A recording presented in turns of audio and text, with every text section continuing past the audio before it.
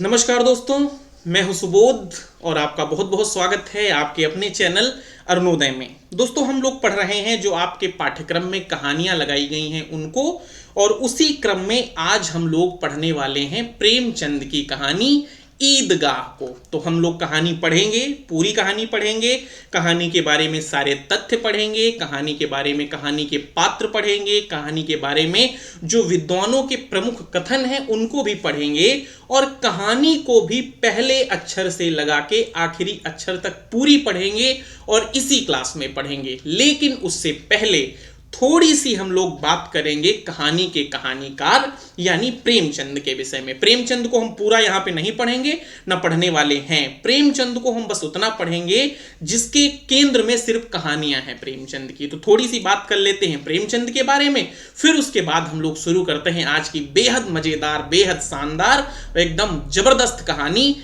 ईदगाह। तो सबसे पहले बात करेंगे प्रेमचंद की। इनका जन्म जो हुआ था वो 31 जुलाई 1880 में हुआ था और इनका निधन 8 अक्टूबर 1936 को हुआ था। इनका जन्म हुआ कहां पे था? तो काशी उत्तर प्रदेश में इनका जन्म हुआ था। घर का नाम था धनपत राय श्रीवास्तव और इनका उपनाम था नवाब राय, और इसी नाम से ये उर्दू में कहानियां और उपन्यास लिखा करते थे। तो इतनी बात समझ में आई, बढ़ते हैं आगे। नवाब राय का जो प्रथम कहानी संग्रह है, नवाब राय यानी प्रेमचंद ही, बाद में इन्होंने प्रेमचंद के नाम से लिखना शुरू कर दिया था।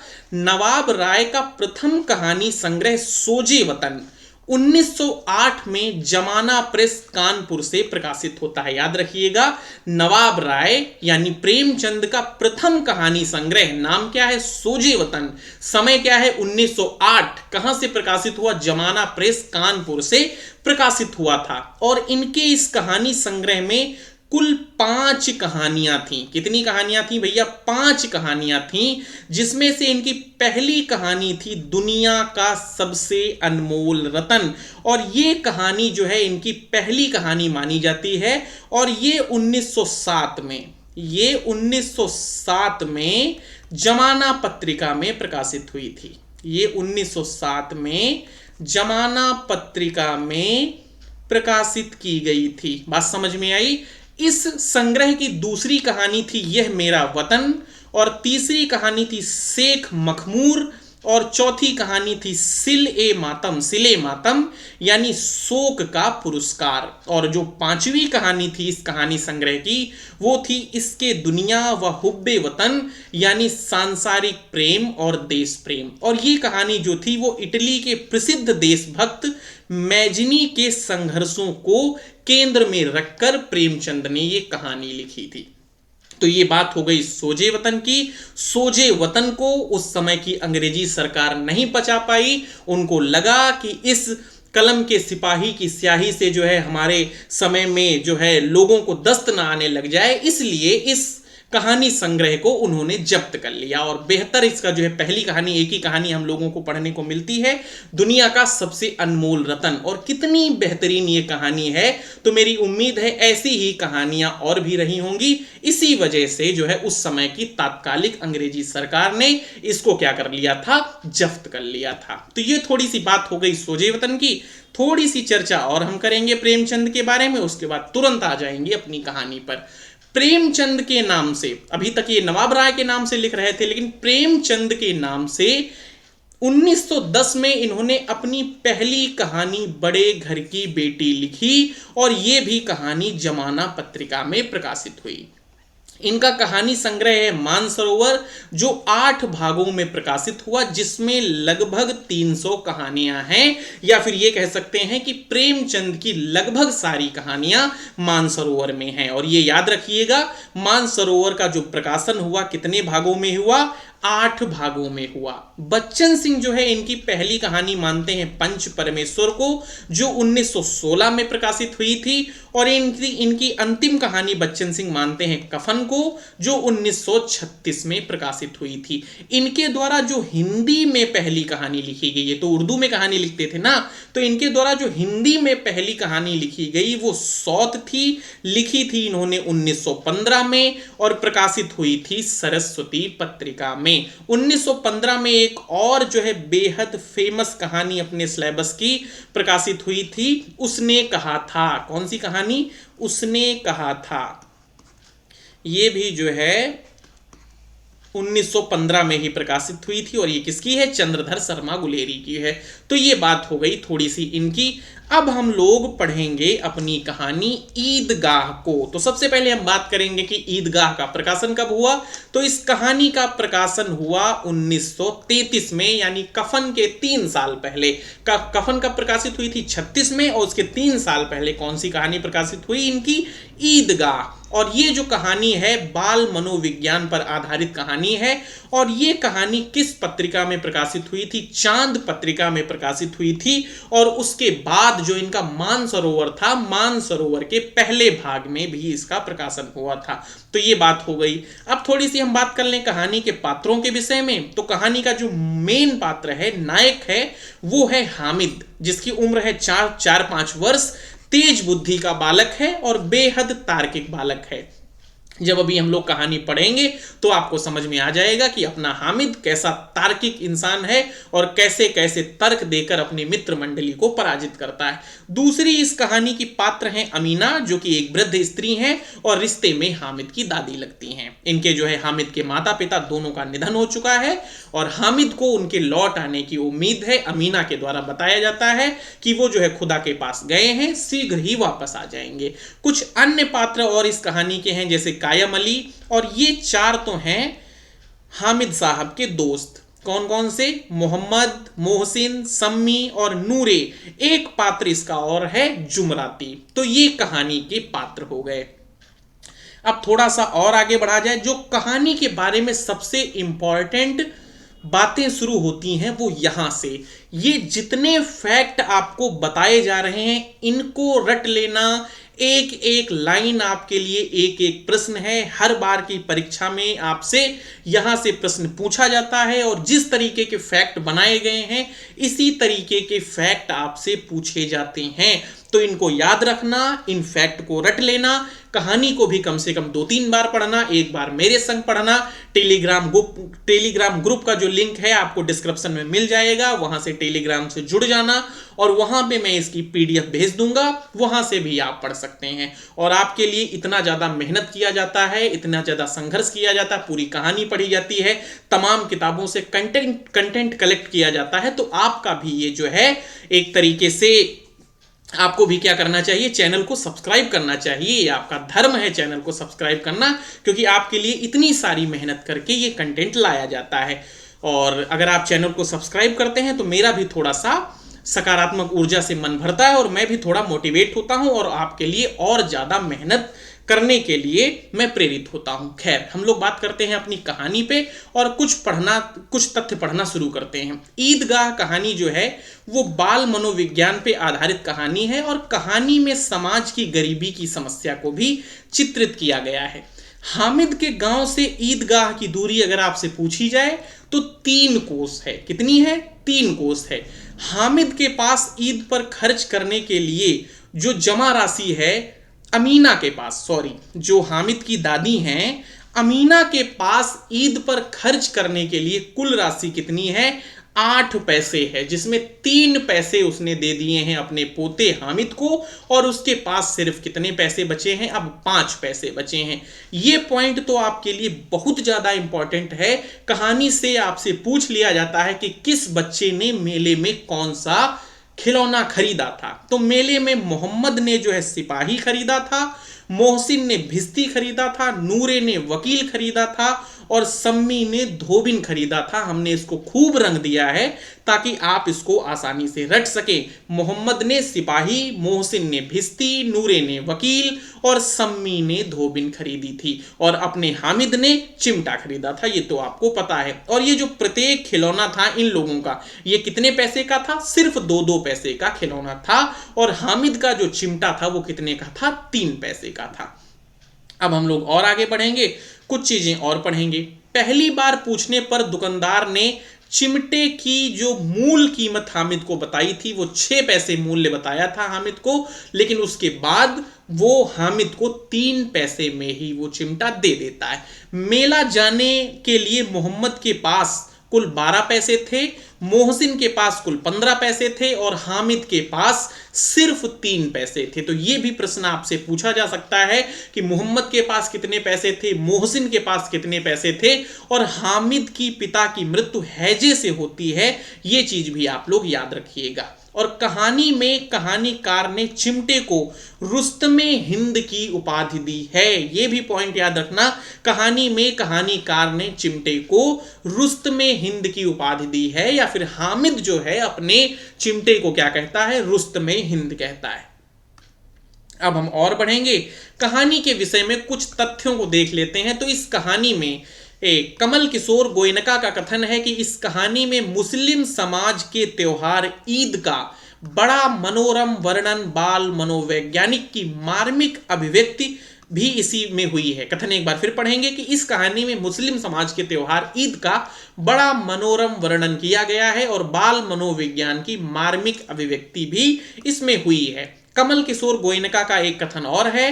गोयनका कहते हैं कि प्रेमचंद हिंदी के संभवतः पहले कथाकार हैं जिन्होंने मुस्लिम समाज व संस्कृति के बड़े ही वास्तविक चित्रण प्रस्तुत किए हैं। तो ये कहानी के बारे में हो गए इंपॉर्टेंट कथन। तो ये अभी तक जो कहानी के बारे में इंपॉर्टेंट चीजें थी वो हम लोगों ने पढ़ ली। अब हम लोग आगे क्या करेंगे, अपनी पूरी कहानी पढ़ेंगे। तो शुरू करते हैं हम लोग अपनी कहानी को पढ़ना।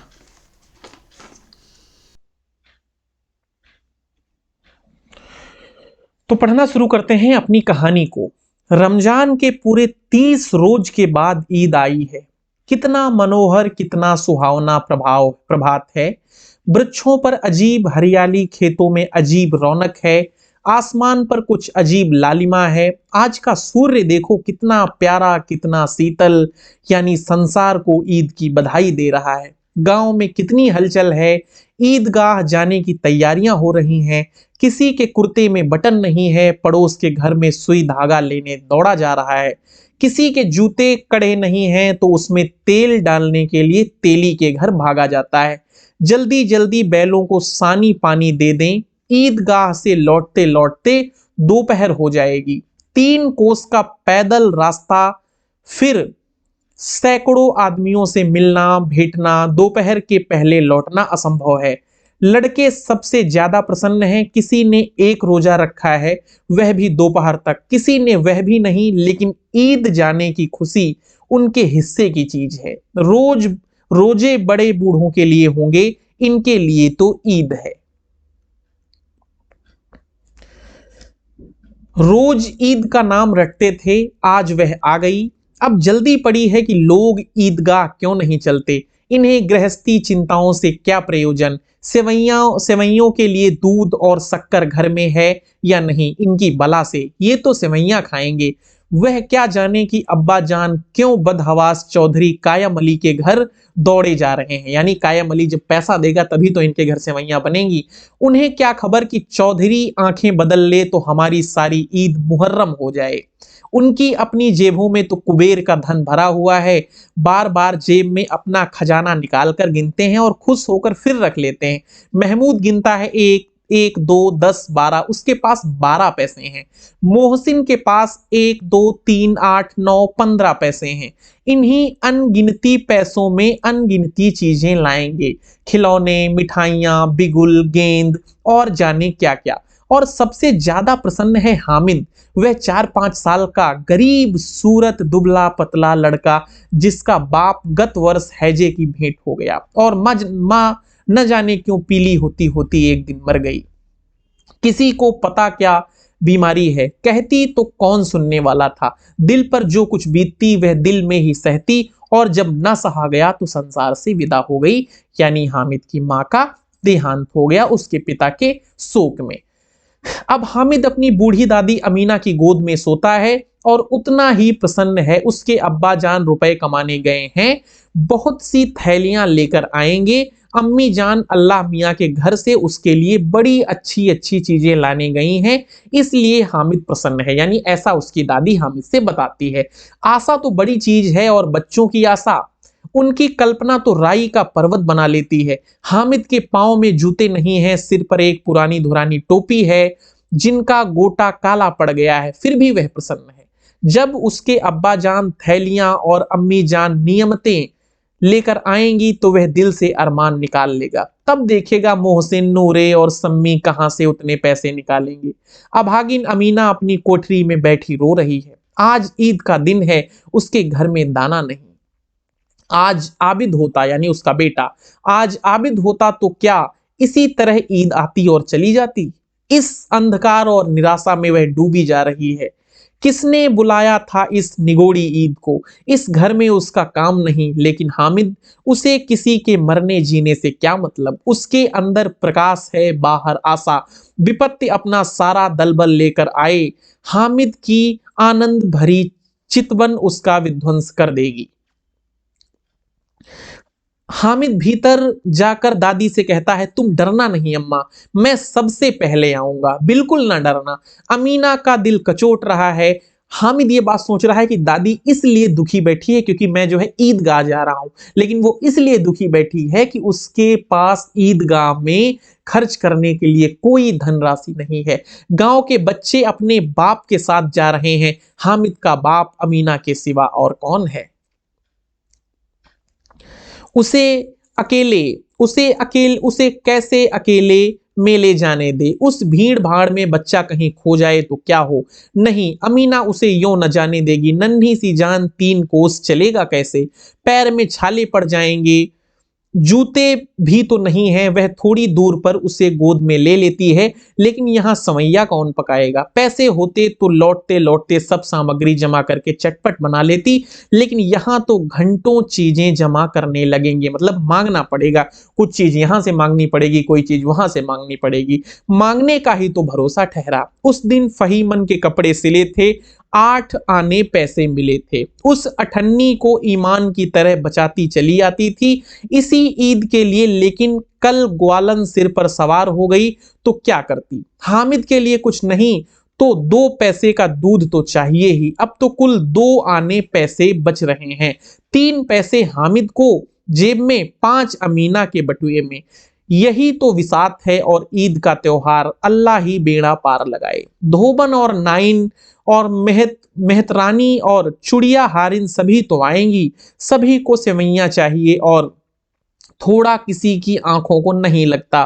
किस किस से मुंह चुराएगी, और मुंह क्यों चुराए। साल भर बाद तो त्योहार है। जिंदगी खैरियत से रही, उनकी तकदीर भी तो उसी के साथ है। बच्चे को खुदा सलामत रखे, ये दिन भी कट जाएंगे, यानी गरीबी के दिन भी कट जाएंगे।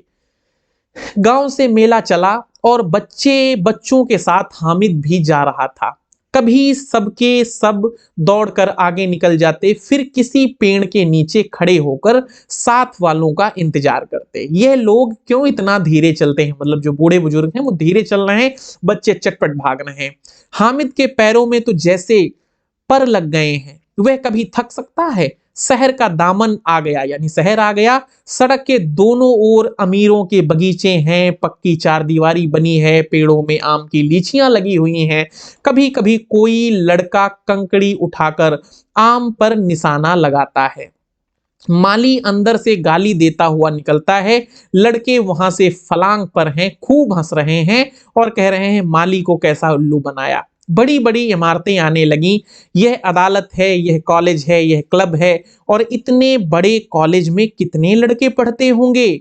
सब लड़के नहीं हैं जी, बड़े बड़े आदमी हैं। सच, उनकी बड़ी बड़ी मूछें हैं, इतने बड़े हो गए हैं, अभी तक पढ़ने जाते हैं। न जाने कब तक पढ़ेंगे और क्या करेंगे इतना पढ़कर। हामिद के मदरसे में 2-3 बड़े लड़के हैं, बिल्कुल 3 कौड़ी के। रोज मार खाते हैं, काम से जी चुराते हैं।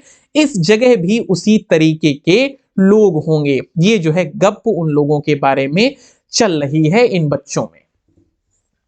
क्लब घर में जादू होता है, सुना है यहाँ मुर्दों की खोपड़ियां दौड़ती हैं और बड़े बड़े तमाशे होते हैं, पर किसी को अंदर नहीं जाने देते। वहां शाम को साहब लोग खेलते हैं। बड़े बड़े आदमी खेलते हैं, मूछो दाढ़ी वाले, और मेमे भी खेलती हैं। सच, हमारी अम्मा को यह दे दो, क्या नाम है, बैट, तो उसे पकड़ ही न सके, घुमाते ही लुढ़क जाएं। महमूद ने कहा, हमारी अम्मी जान का तो हाथ कांपने लगे, अल्लाह कसम।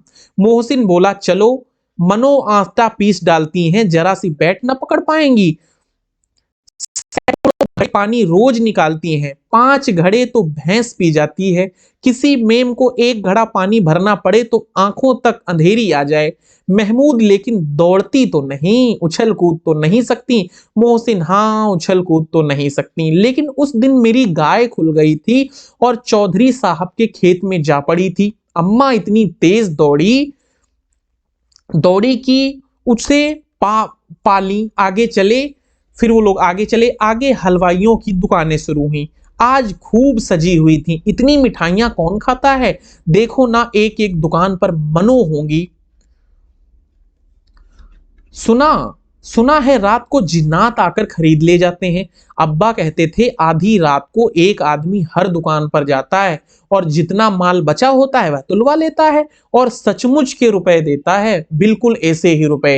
हामिद को यकीन ना आया, ऐसे रुपए जिन्नात को कहां से मिल जाएंगे। मोहसिन ने कहा, जिन्नात को रुपए की क्या कमी, जिस खजाने में चाहे चले जाएं, लोहे के दरवाजे तक उन्हें नहीं रोक सकते। आप हैं किस फेर में, हीरे जवाहरात तक उनके पास रहते हैं, जिससे खुश हो गए और उसे टोकरों जवाहरात दे दिए। अभी यहां बैठे हैं, 5 मिनट में कलकत्ता पहुंच जाए। हामिद ने फिर पूछा, जिन्नात बहुत बड़े होते हैं। मोहसिन बोला, एक एक सिर आसमान के बराबर होता है जी।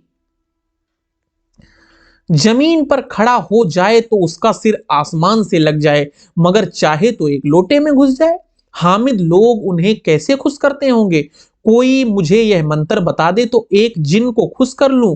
मोहसिन, अब तो न जानता, अब यह तो न जानता, लेकिन चौधरी साहब के काबू से जिन्नात हैं, चौधरी साहब के काबू में जिन्नात हैं। कोई चीज चोरी हो जाए, चौधरी साहब उसका पता लगा देंगे और चोरी का नाम बता देंगे। जुमराती का बछवा उस दिन खो गया था, 3 दिन हैरान हुए, कहीं न मिला। तब झक मारकर चौधरी के पास गए, चौधरी ने तुरंत बता दिया, मवेशी खाने में है, और वहीं मिला। जिन्नात आकर उन्हें सारे जहान की खबर दे जाते हैं। अब उसकी समझ में आ गया कि चौधरी साहब के पास क्यों इतना धन है। आप लोग समझ रहे होंगे कि ये जो है प्रेमचंद उन बच्चों के माध्यम से चौधरी साहब पे व्यंग कर रहे हैं और क्यों इतना सम्मान है।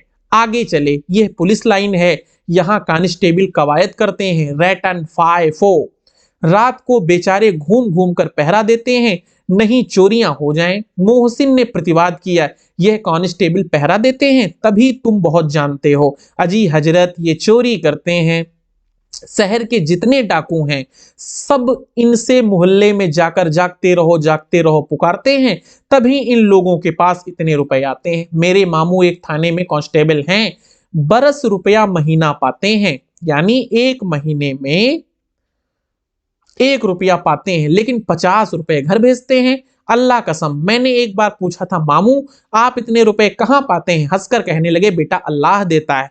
फिर आप ही बोले, हम लोग चाहें तो एक दिन में लाखों मार लाएं, हम तो इतना ही लेते हैं जिससे अपनी बदनामी ना हो और नौकरी ना चली जाए। हामिद ने पूछा, ये लोग चोरी करवाते हैं, कोई इन्हें पकड़ता नहीं? मोहसिन उसकी नादानी पर दया दिखाकर बोला, अरे पागल, इन्हें कौन पकड़ेगा, पकड़ने वाले तो ये लोग खुद हैं, लेकिन अल्लाह इन्हें सजा भी खूब देता है। हराम का माल हराम में जाता है।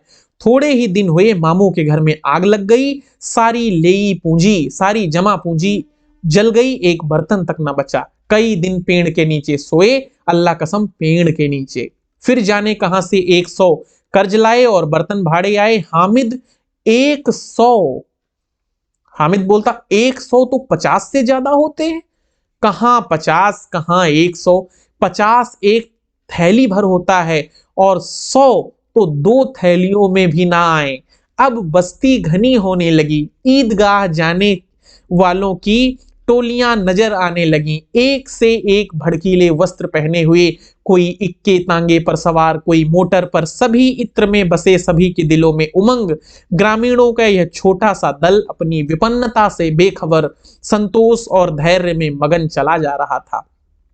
बच्चों के लिए नगर की सभी चीजें अनोखी थीं, जिस चीज की ओर ताकते ताकते ही रह जाते। पीछे से हार्न की आवाज होने पर भी न चेतते, हार्न की आवाज होने पर भी ना चेतते। हामिद तो मोटर के नीचे जाते जाते बचा। सहसा ईदगाह नजर आई, ऊपर इमली के घने वृक्षों की छाया, नीचे पक्का फर्श जिस पर जाजम बिछा हुआ था, और रोजेदारों की पंक्तियां एक के पीछे एक न जाने कहां तक चली गई थीं, पक्की जगत तक जहां जाजम भी नहीं है। नए आने वाले पीछे कतार में खड़े हो जाते थे।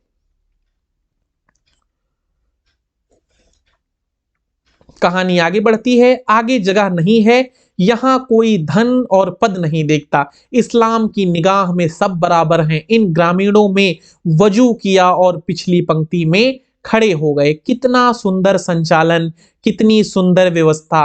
लाखों सिर एक साथ सिजदे में झुक जाते हैं, फिर सब के सब एक साथ खड़े हो जाते हैं। एक साथ झुकते हैं और एक साथ खड़े हो जाते हैं, एक साथ खड़े हो जाते हैं और एक साथ झुकते हैं और एक साथ खड़े हो जाते हैं। कई बार यही क्रिया होती है, जैसे बिजली की लाखों बत्तियां एक साथ प्रदीप्त हों और एक साथ बुझ जाएं, और यही क्रम चलता रहे। कितना अपूर्व दृश्य है, जिसकी सामूहिक क्रियाएं विस्तार और अनंतता हृदय को श्रद्धा, गर्व और आत्म आनंद से भर देती है। मानो भ्रातृत्व का एक सूत्र इन समस्त आत्माओं को एक लड़ी में पिरोए हुए है।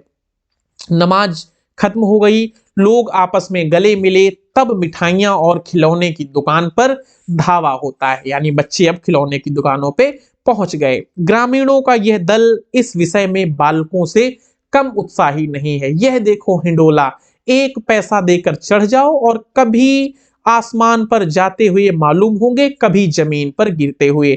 यह चरखी, लकड़ी के हाथी, घोड़े, ऊंट छटों में लटके हुए, एक पैसा देकर बैठ जाओ और 25 चक्कर का मजा लो। महमूद और मोहसिन और नूरे और सम्मी इन घोड़ों और ऊंट पर बैठे हैं। हामिद दूर खड़ा है, 3 ही पैसे तो हैं उसके पास, अपने कोस का 1/3 जरा सा चक्कर खाने के लिए नहीं दे सकता। सब चरखियों से उतरते हैं, अब खिलौने लेंगे। उधर दुकानों की कतार लगी हुई है, तरह तरह के खिलौने हैं, सिपाही, गुजरिया, राजा और वकी, भिस्ती, धोबिन, साधु। वाह कितने सुंदर खिलौने हैं, अब बोला ही चाहते हैं।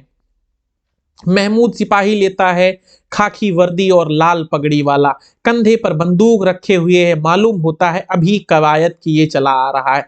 मोहसिन भिस्ती पसंद आया है, मोहसिन को कमर झुकी हुई है, ऊपर मसक रखे हुए है, मसक का मुंह एक हाथ से पकड़े हुए है, कितना प्रसन्न है, शायद कोई गीत गा रहा है। बस मसक से पानी अढ़ेलना ही चाहता है।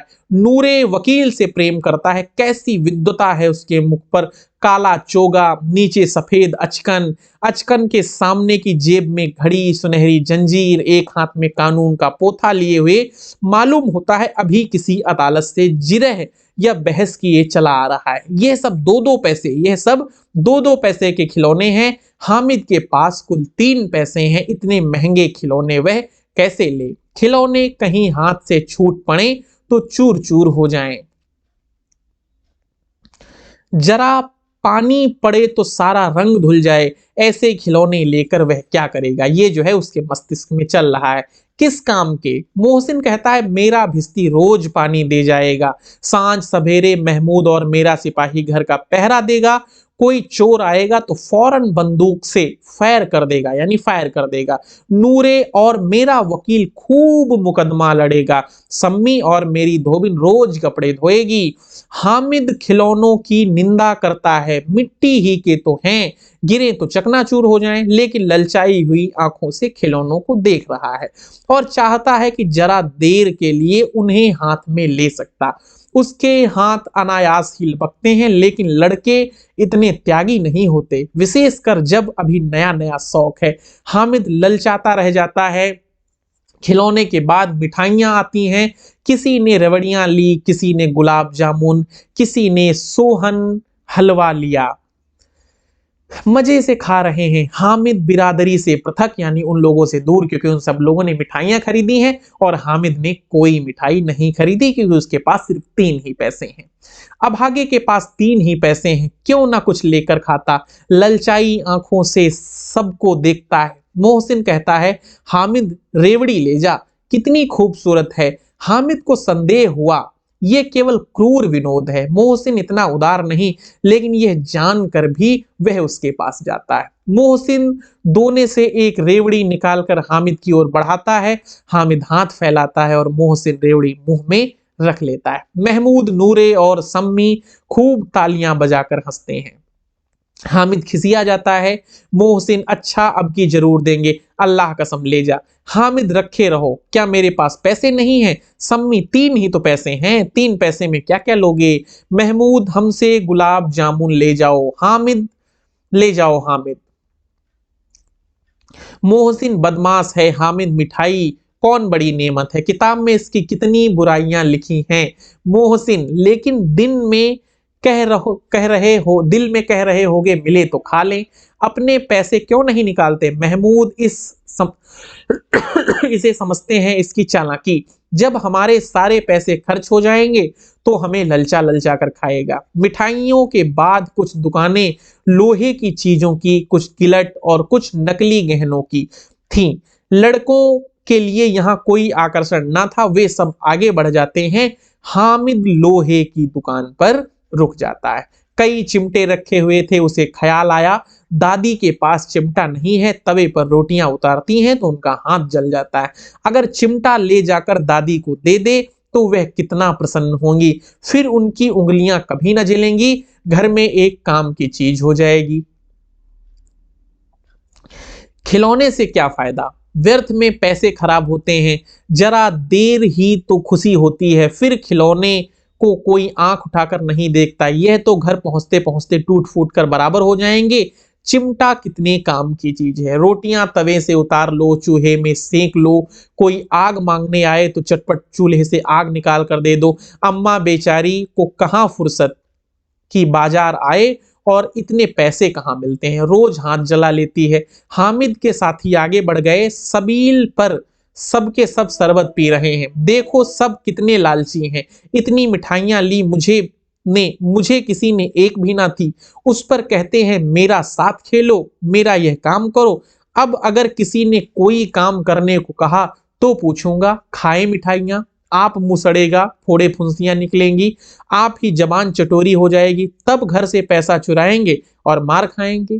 किताब में झूठी बातें थोड़ी लिखी हैं, मेरी जबान क्यों खराब होगी। अम्मा चिमटा देखकर तोड़कर मेरे हाथ से ले लेगी और कहेगी मेरा बच्चा आसमान अम्मा के लिए चिमटा लाया है, कितना अच्छा लड़का है। इन लोगों के खिलौने पर कौन दुआ देगा। बड़ों की दुआएं सीधे अल्लाह के दरबार में पहुंचती हैं और तुरंत सुनी जाती हैं। मैं भी इनसे मिजाज क्यों सहूं, मैं गरीब सही, किसी से कुछ मांगने तो नहीं जाता। आखिर अब्बा जान कभी न कभी तो आएंगे ही, अम्मा भी आएंगी, फिर इन लोगों से पूछूंगा कितने खिलौने लोगे। एक एक टोकरी खिलौने दूंगा और दिखा दूंगा कि दोस्तों के संग इस तरह का सलूक किया जाता है। ये नहीं कि 1 पैसे की रेवड़ी ली और चिढ़ा चिढ़ा कर खाने लगे। सबके सब हंसेंगे कि हामिद ने चिमटा लिया है। हंसे मेरी बला से। उसने दुकानदार से पूछा यह चिमटा कितने का है। दुकानदार ने उसकी ओर देखा और कोई आदमी साथ ना देखकर कहा तुम्हारे काम का नहीं है जी, बिकाऊ है कि नहीं। हामिद पूछता है बिकाऊ क्यों नहीं है और यह क्यों लाद लाए, तो बताते क्यों नहीं कै पैसे का है। 6 पैसे लगेंगे। दुकानदार बताता है कि 6 पैसे के हैं। हामिद का दिल बैठ गया क्योंकि उसके पास सिर्फ 3 ही पैसे हैं।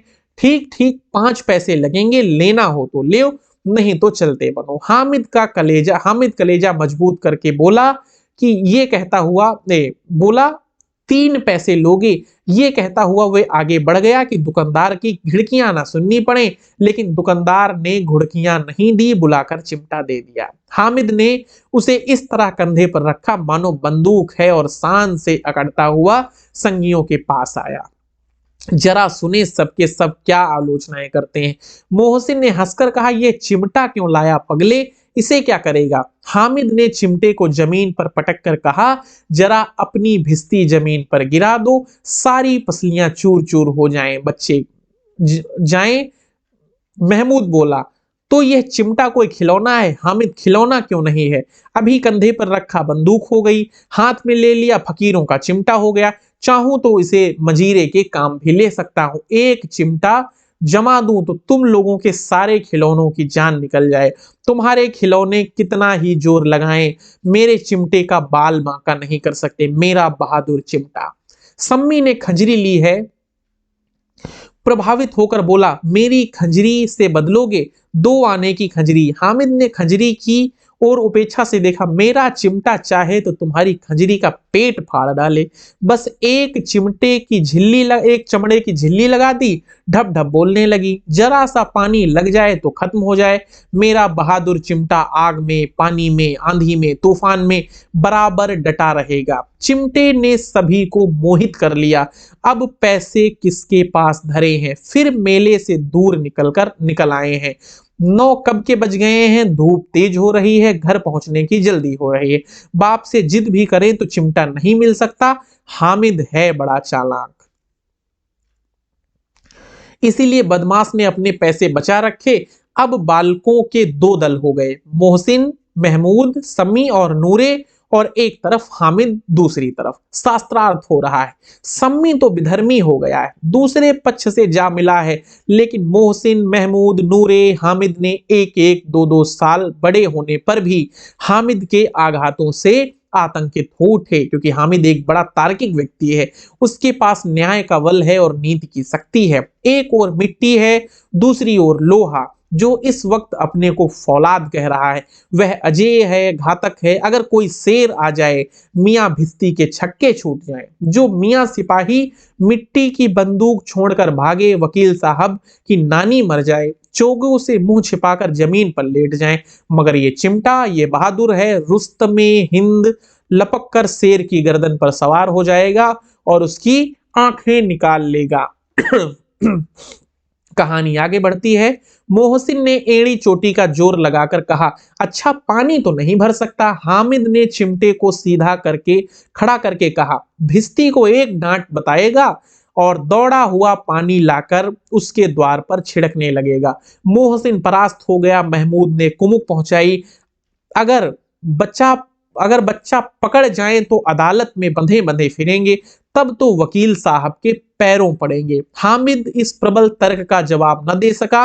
उसने पूछा, हमें पकड़ने कौन आएगा। नूरे ने अकड़कार कहा, यह सिपाही बंदूक वाला। हामिद ने मुंह चिढ़ाकर कहा, यह बेचारे हम बहादुर रुस्तमे हिंद को पकड़ेंगे। अच्छा लाओ, अभी जरा कुश्ती हो जाए, इसकी सूरत देखकर दूर भागेंगे। पकड़ेंगे क्या बेचारे। मोहसिन को एक नई चोट सूझी, तुम्हारे चिमटे का मुंह रोज आग में जलेगा।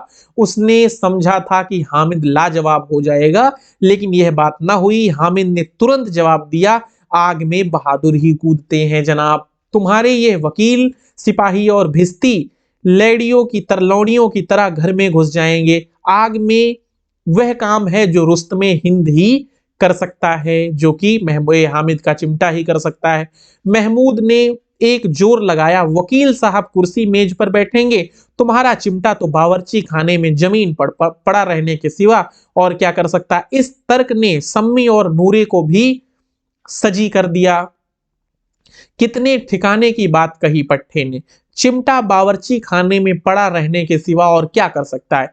हामिद को कोई फड़कता हुआ जवाब न सूझा तो उसने धांधली शुरू कर दी, मेरा चिमटा बावर्ची खाने में नहीं रहेगा, वकील साहब की कुर्सी पर बैठेंगे तो जाकर उन्हें जमीन पर पटक देगा और उनका कानून उनके पेट में डाल देगा। बात कुछ बनी नहीं, खाली गाली गलौज थी, लेकिन कानून को पेट में डालने वाली बात छा गई, ऐसे छा गई कि तीनों सूरमा मुंह ताकते रह गए, मानो कोई धेलचा कान कौवा किसी गड़े वाले कनकौवे को काट गया हो। कानून मुंह से बाहर निकलने वाली चीज है, उसको पेट के अंदर डाल दिया। बेतुकी सी बात होने पर भी कुछ नयापन रखती है। हामिद ने मैदान मार लिया, उसका चिमटा रुस्तमे हिंद है। अब इसमें मोहसिन, महमूद, नूरे, सम्मी किसी को भी आपत्ति नहीं हो सकती। विजेता को हारने वालों से जो सत्कार मिलना स्वाभाविक है वह हामिद को भी मिला। औरों ने 3-3, 4-4 आने पैसे खर्च किए पर कोई काम की चीज ना ला सके। हामिद ने 3 पैसे में रंग जमा लिया। सच ही है, खिलौनों का क्या भरोसा, टूट फूट जाएंगी। हामिद का चिमटा तो बना रहेगा बरसों। संधि की यह शर्त तय होने लगी। मोहसिन ने कहा, जरा अपना चिमटा दो, हम भी देखें। तुम हमारे भिस्ती को लेकर देखो। महमूद और नूरे ने अपने अपने खिलौने पेश किए। हामिद को इन शर्तों को मानने में कोई आपत्ति नहीं थी। चिमटा बारी बारी सबके हाथ में गया और उनके खिलौने बारी बारी हामिद के हाथ में गए। कितने खूबसूरत खिलौने हैं। हामिद ने हारने वालों के आंसू पोंछे। मैं तुम्हें चिढ़ा रहा था, सच। यह चिमटा भला इन खिलौनों की क्या बराबर करेगा। मालूम होता है अब बोले, लेकिन मोहसिन की पार्टी इस दिलासे से संतोष नहीं हुआ। चिमटे का सिक्का खूब बैठ गया था, चिपका हुआ टिकट अब पानी से नहीं छूट रहा था। मोहसिन, लेकिन इन खिलौनों के लिए कोई हमें दुआ तो ना देगा। महमूद दुआ को लिए फिरते हो, उल्टे मार ना पड़े। अम्मा जरूर कहेंगे कि मेले में यह मिट्टी के खिलौने मिले। हामिद को स्वीकार करना पड़ा कि खिलौनों को देखकर किसी की माँ इतनी खुश न होगी जितनी दादी चिमटे को देखकर। 3 पैसे ही में तो उसे सब कुछ करना था और उन पैसों में इन उपायों पर पछतावे की बिल्कुल जरूरत ना थी। फिर अब तो चिमटा रुस्तमे हिंद है, सभी खिलौनों का बादशाह।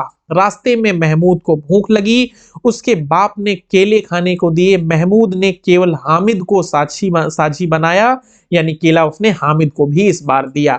उसके अन्य मित्र मुंह ताकते रह गए।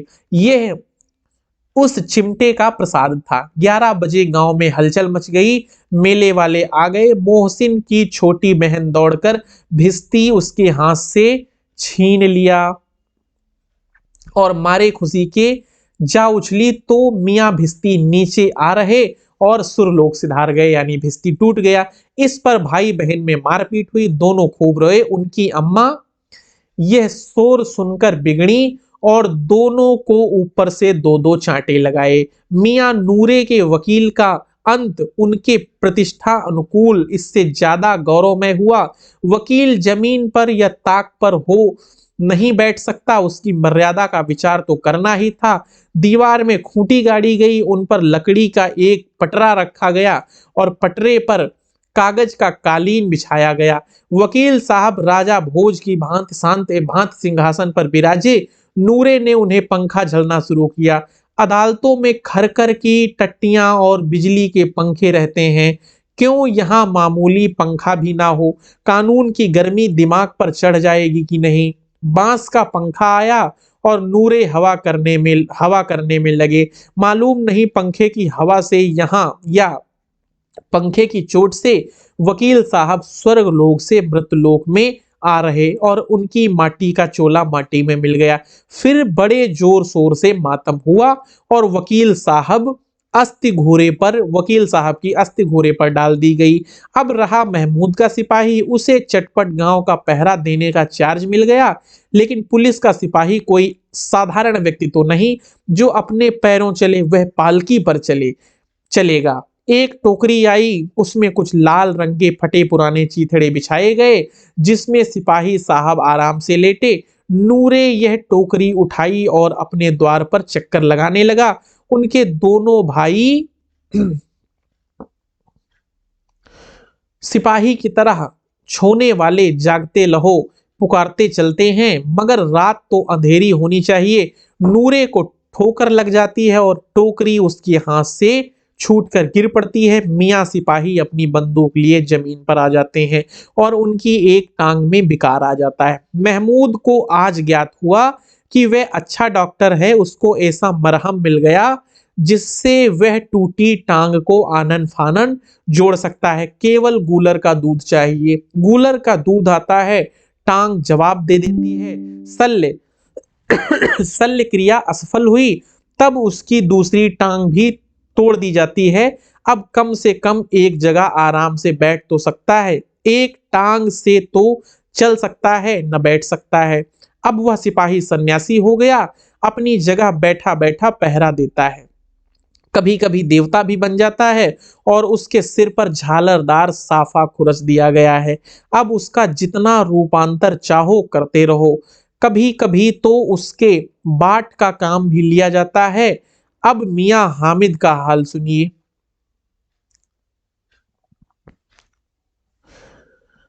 अमीना उसकी आवाज सुनते दौड़ी और उसे गोद में उठाकर प्यार करने लगी। सहसा उसके हाथ में चिमटा देखकर वह चौंकी। यह चिमटा कहाँ था? मैंने मेले से लिया है। कै पैसे में? 3 पैसे में। अमीना ने छाती पीट ली। यह कैसा बेसमझ लड़का है कि दोपहर हुआ, कुछ खाया न पिया, लाया क्या? चिमटा। सारे मेले में तुझे कोई चीज न मिली जो यह चिमटा, लोहे का चिमटा उठा लाया? हामिद ने अपराधी भाव से कहा, तुम्हारी उंगलियां तवे से जल जाती हैं, इसलिए मैंने इसे लिया है। बुढ़िया का क्रोध तुरंत स्नेह में बदल गया और स्नेह भी वह नहीं जो प्रगल्भ होता है और अपनी सारी कसक शब्दों में बिखेर देता है। यह मूक स्नेह था, खूब ठोस रस स्वाद से भरा हुआ। बच्चे में कितना व्याग, कितना सद्भाव, कितना विवेक है। दूसरों को खिलौने लेते और मिठाई खाते देखकर इसका मन कितना ललचाया होगा। इतना जब्त इससे कैसे हुआ? वह भी इसे अपनी बुढ़िया दादी, वहां पर भी इसे अपनी बुढ़िया दादी की याद बनी रही। अमीना का मन गदगद हो गया। और अब एक बड़ी विचित्र बात हुई। हामिद के इस चिमटे से भी विचित्र। बच्चे हामिद ने बूढ़े हामिद का पार्ट खेला। बुढ़िया अमीना बालिका अमीना बन गई। वह रोने लगी, दामन फैलाकर हामिद को दुआएं देने लगी।